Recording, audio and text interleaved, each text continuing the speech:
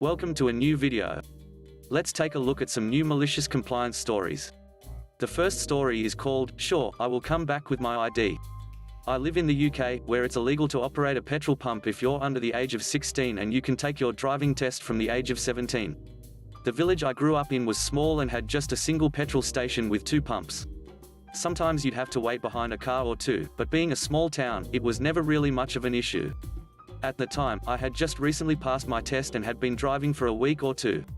When you pass your test, they give you a temporary paper license to use until the official one arrives in the post.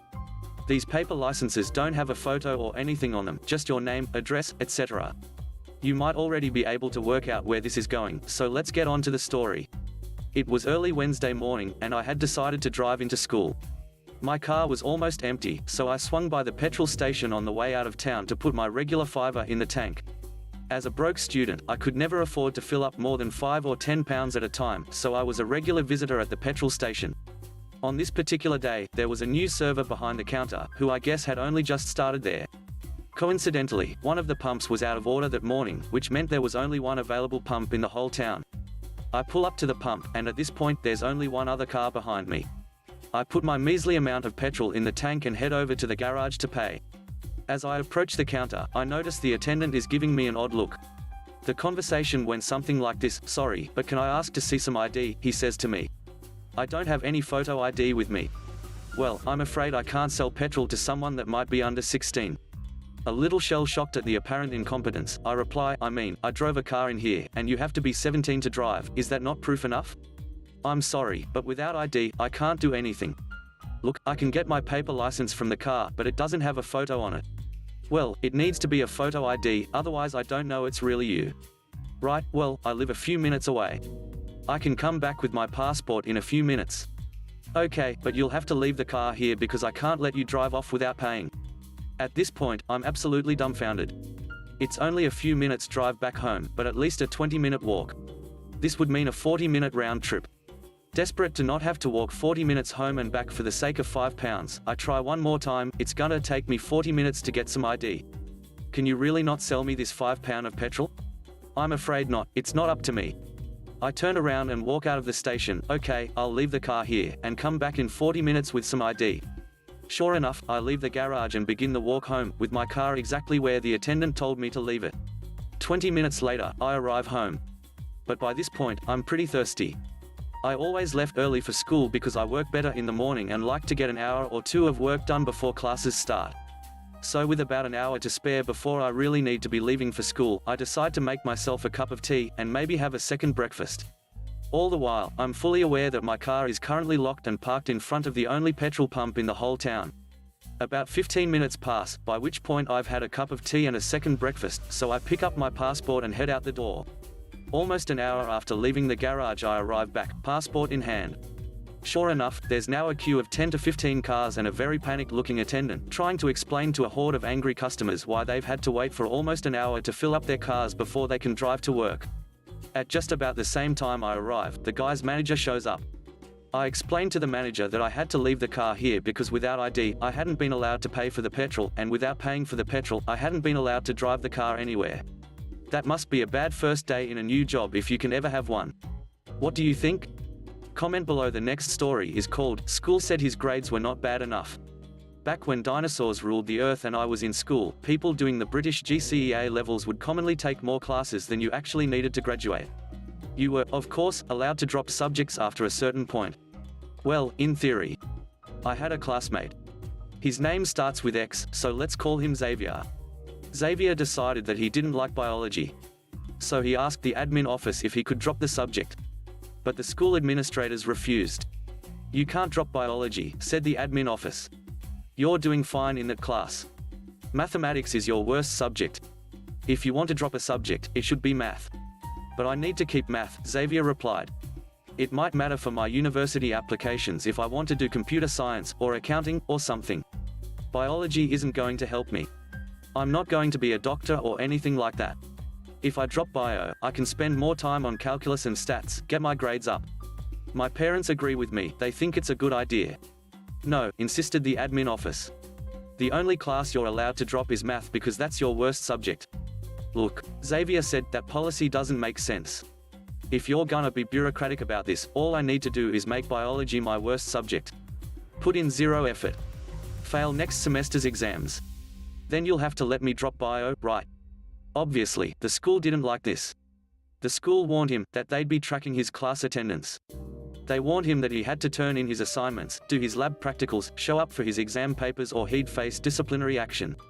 So he did. He just didn't do any actual work. Now, the people giving him a hard time were the school admin staff, not the actual teachers. The bio teachers were slightly sympathetic. They thought the policy was stupid too, but they had to enforce it. So Xavier asked them if he could physically turn up to tutorials and lectures, but not actually take notes.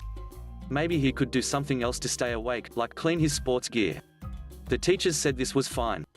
They didn't count on him coming into the lecture theater, sitting down and unsheathing a sword with a cheerful red tassel on the pommel.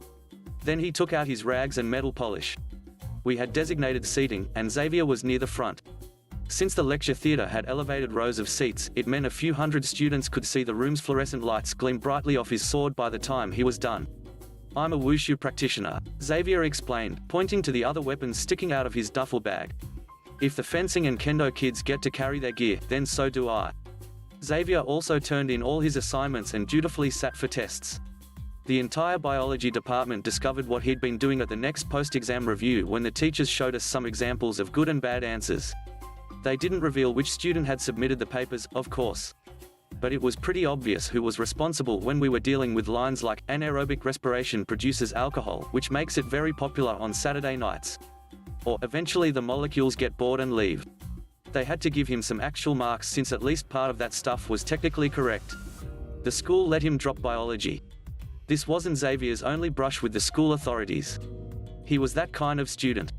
So, of course, given his long-standing respect for education and institutes of learning, he ended up as a high school relief teacher a few years later. Today, he teaches courses at a couple of polytechnics and a local university and is finishing grad school on the side. Someday soon, I figure they'll be calling him Professor X. The last story is called How I Got a Free Meal. This happened about a month or so ago. I live in the UK, and do delivery work on a part-time basis as a bicycle courier for a couple of food delivery platforms. Restaurants join them, customers place orders from the restaurants through an app or website, and then a courier gets assigned to deliver the order. The customer is charged a delivery fee, and the restaurant is charged a percentage of the order value in commission. The platform pays the courier a fee to deliver, and the rest of the earnings go to operations costs and profits.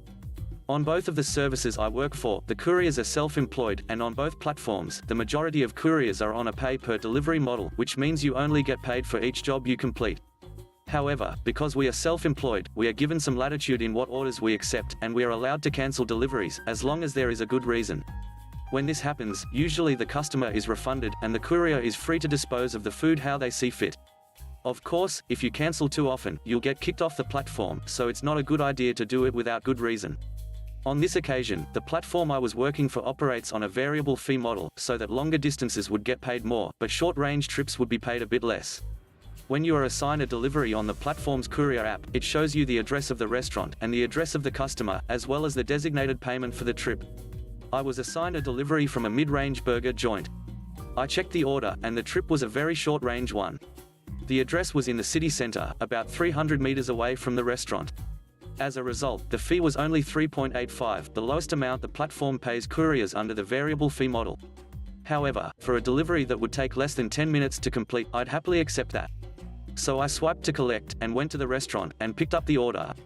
A few burgers, a couple of portions of fries, and 3 milkshakes. I then swiped to start the trip. The app gives you navigation to the address, and also includes a small box with optional delivery instructions. If the customer wants to include any, e.g., doorbell not working, please knock. When I started the trip, I noticed there were some delivery instructions. In the instructions box was an address and postcode. When I punched it into Google Maps, it brought up an address well outside the city center, and also, importantly, a little outside the delivery radius, by a few hundred meters. Now, sometimes customers put in the wrong address by mistake. It happens. You order to a different location than usual, the app remembers it and doesn't always change back to your default address. People tend not to notice the address is wrong when they order. Usually, when that happens, I'll deliver to the changed address. It's a pain, but I get that mistakes happen, and it doesn't happen often. But this was deliberate. This guy knew he was out of the area, and so had selected an address in the city center, so the app would accept his order and then put his actual address in the delivery notes.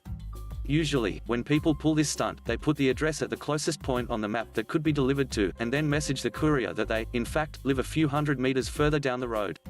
However, because the fee we are offered is fixed at the point of acceptance, if the order is further away, we don't get paid any extra for the extra distance. So this guy was trying to make me do what would have been a 3-mile trip for 3.85. With traffic and road conditions, it would have been around a 25-minute round trip. Not gonna happen. This is where the malicious compliance comes in. Because we are self-employed, we are not employees. Effectively, each delivery we accept is a separate contract with the service, where they offer us work for an agreed fee. If the terms change after we have accepted, we are under no obligation to complete the work. Unlike an employee, they cannot make us deliver to the revised address. So, if the customer changes their address, although the service would prefer us to complete the order anyway, we are not obliged to. Therefore, I went to the city center address the customer had entered as their location and swiped on the app to say I had arrived. I then called the support line for couriers and explained that I had arrived at the designated address, but the customer had let me know that the address had changed, and the address was in fact out of the zone. The support staff asked if I was happy to go to the revised address. I told them I was not.